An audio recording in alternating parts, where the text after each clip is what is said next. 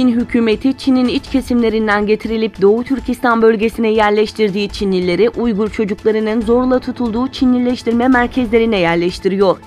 Türkistan Times'ın Çin'in resmi gazetelerinden Şincan gazetesine dayandırdığı habere göre, başkent Urumçi'de Çin Komünist Parti yönetimindeki Milli Eğitim Bakanlığı'nca Doğu Türkistan bölgesindeki sözde çocuk yetiştirme yani Çinlileştirme merkezlerinin toplam sayısının 7.778 adet olduğu, sadece son bir yıl içerisinde inşa edilen tesislerin 4.408 adet olduğu bildirildi.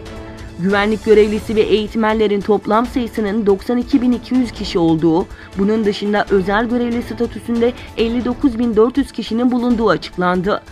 Anne babaları toplama kampında olan yüz binlerce yetim çocuk, Çin'in sözde çocuk yetiştirme merkezlerinde tutulmaya devam ediyor. İYİ Parti Ankara Milletvekili İbrahim Halil Oral, Doğu Türkistan'da yüzlerce yıllık camilerin yıkıldığı iddiasını TBMM gündemine taşıdı. Doğu Türkistan'da bulunan pek çok caminin çeşitli sebeplere dayanılarak yıkıldığı bilgisi basında ve sosyal medyada yer almıştı. Özellikle 1237 yılında Hotan şehrinde inşa edilen Keriye Atika Camisi'nin yıkıldığına dair uydu görüntüleri ortaya çıkmış ve akabinde pek çok yıkım videoları paylaşılmıştı.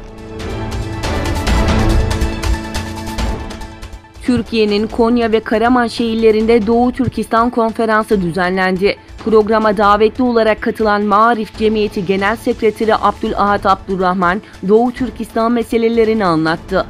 Diğer yandan Gaziantep Üniversitesi Halk Bilimi Topluluğu tarafından düzenlenen Doğu Türkistan Dil, Kültür, Sanat ve Edebiyat Konferansı'nda Doğu Türkistan'daki zulümlerin yanı sıra dil ve edebiyat konuları ve Uygurların kültürü ele alındı. Kuzey Kore lideri Kim Jong-un, Kore Yarımadası'nda barış ve güvenliğin tamamen Washington yönetiminin gelecekteki tutumuna bağlı olduğunu söyledi. Kuzey Kore ajansı KCNA'nın haberine göre Kim, ABD ile yürütülen nükleer müzakerelere ilişkin ülkesinin her türlü olası duruma hazırlıklı olacağını belirtti. Kore Yarımadası'nda barış ve güvenliğin tümüyle Washington yönetiminin gelecekte takınacağı tavra bağlı olduğunu ifade etti. Kuzey Kore lideri hafta içinde Rusya'ya 3 günlük resmi ziyarette bulunmuş ve Rusya Devlet Başkanı Vladimir Putin ile bir araya gelmişti. ABD Başkanı Donald Trump, ABD'nin uluslararası silah ticareti anlaşmasından çekileceğini açıkladı. Trump dün yaptığı açıklamada imzamızı geri alıyoruz dedi.